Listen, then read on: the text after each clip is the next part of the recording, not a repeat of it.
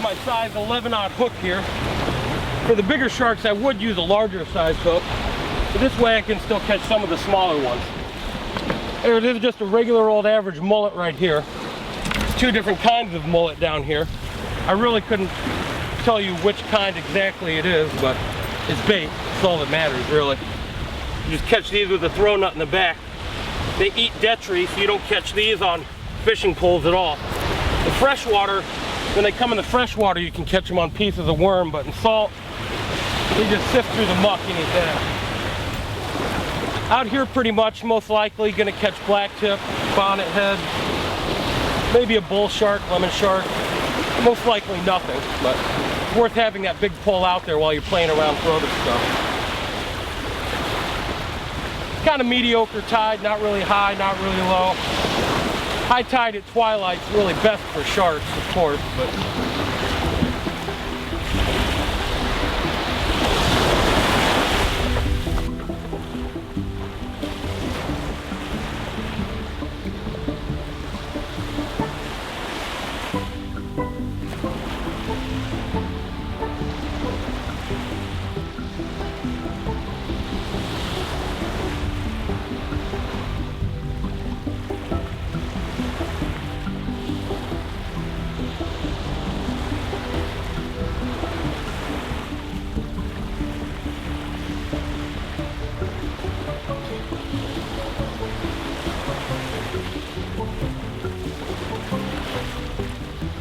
now I just put on my clicker alarm. You hear that noise? You got fun coming on. Now you just let that sit there and hang out, and you move on to other fish. It's always worth having that out there. You never know what you're gonna get. Now we're gonna move on. You guys said the Spanish mackerel have been in. Water looks beautiful out there. It's been muddy the last couple days, but it looks great now. We're gonna start off going for some flounder. Maybe later on in the evening, go on down to the pass, switch over to some Spanish mackerel.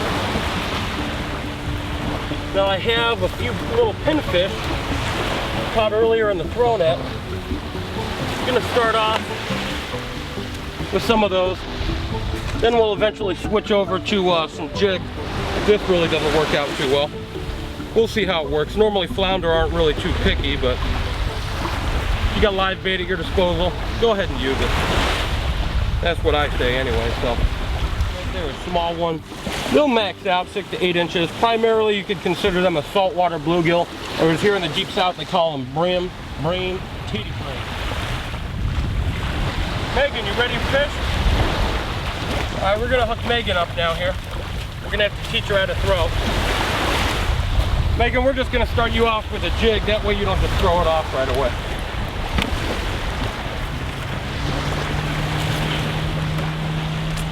Here I got some DOA swim baits. I prefer gulp, but I'm thrifty and cheap, so we'll start off one of these. Kind of imitates a little muddler minnow. You could even say a little whiting. They eat either one here at the beach. Did you know how to throw one of these kind of poles, Megan?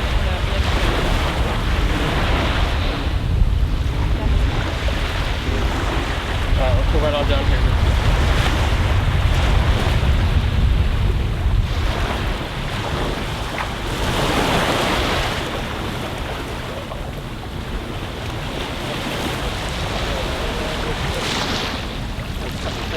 Like that. Now you bring it back to here, and then when you get to about right there, you let go with your pointer finger. Okay? Go ahead and give it a shot. Yep. Beautiful. You couldn't ask for a better first cast. Go ahead, close that. It'll close automatically. Now let it sit for a second. And just, okay, Nick, go ahead and put your hand back on the reel. No, not like that. Just, yeah, go ahead and put your hand on the reel right here. Okay, just reel it in slowly and twitch it a little bit. Kind of just twitch it with your hand, you know, like that. Yeah, just like that. And then reel it in slowly and twitch. Reel it in slowly and twitch. You'll feel the flounder grab it, and that's when you got to set the hook and just steady reel it in. I already got your drag set in this form. Okay, and keep the rod at a little bit more of an angle like this. That way you'll have some leverage to be able to set the hook. Okay, picture a little faster as well. You want to picture you're a little fish swimming down there on the bottom. That's what you want to imitate. You want to go about the same speed and twitch it about the same way, you know. You can even go a little faster than that. If the water was muddier, you'd fish it a little slower. The water's pretty clear today. We got some good visibility. And the colors on that bait, that dark contrast and that chartreuse tail will really stand out. Flounders are not color coordinated. They're just looking for something moving along on the bottom and they'll grab it. Okay? Okay. A lot of the flounder, they'll be out there.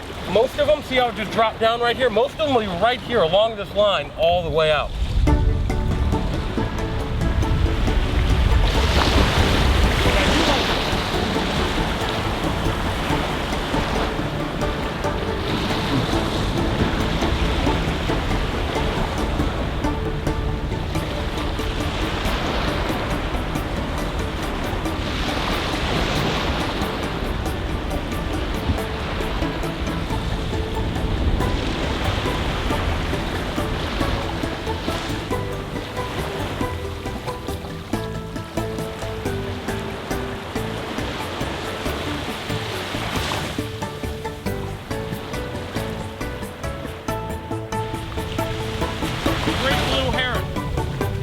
United States now, made a great comeback.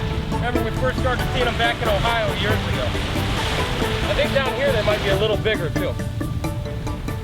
Get as close to them as you want. You can get pretty close too, just go nice and slow, dangle the fish out until he sees it.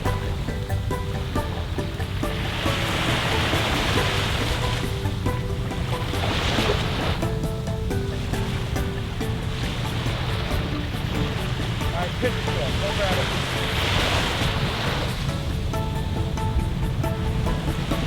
Go grab it.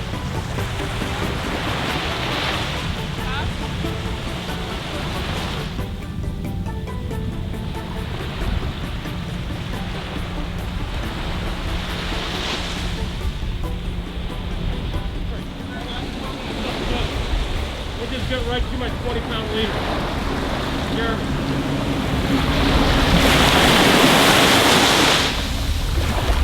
Snap me right off.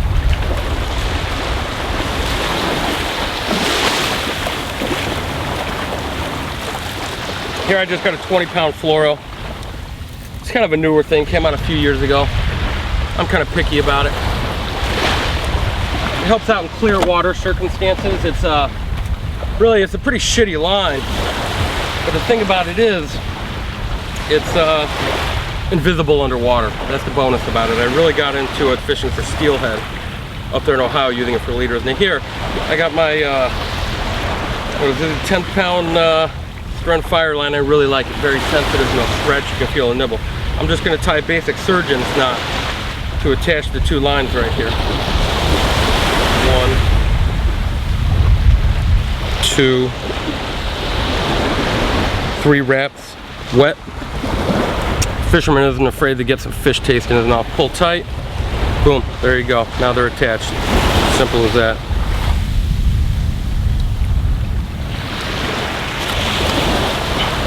Cut off the Texas with a nice dull bait knife.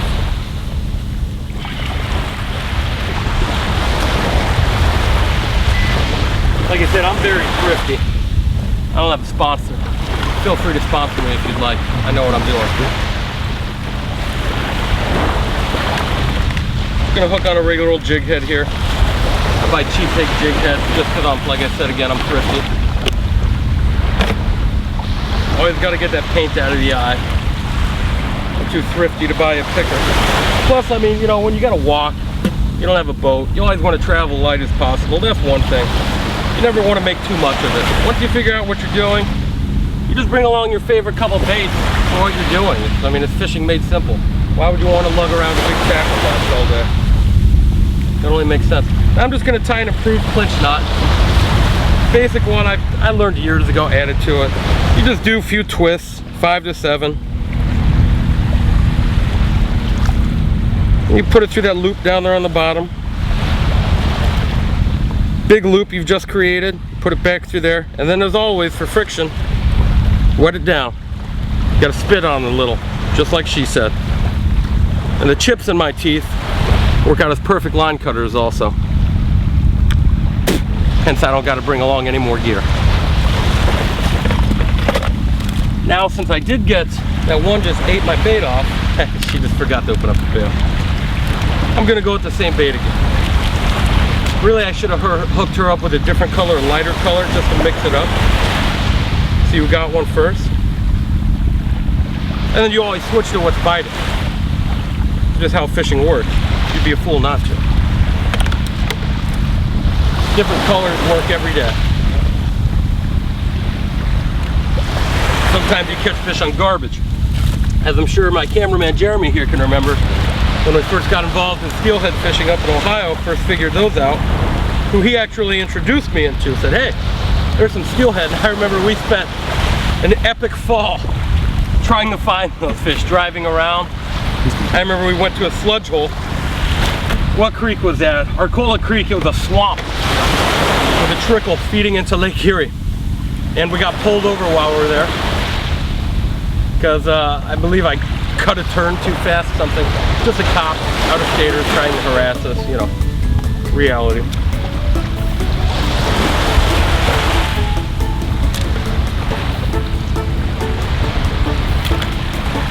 All right, back in the saddle. A little bit long of a leader. It might give me a hard time, but it'll wear down.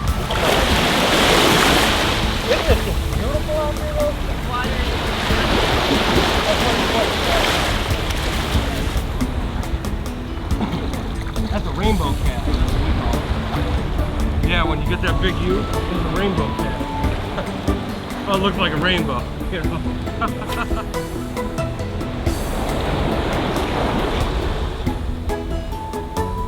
Really, they said they were picking up some mackerel, some Spanish mackerel coming through. We should be down there fishing for those, but these flounders are just yummy. We're fishing for dinner, Karl.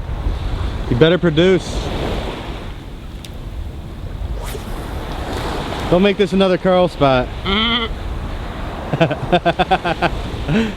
You even heard that guy last night. You know, he said he couldn't believe we didn't get any. Yeah. The way those big stuff are coming.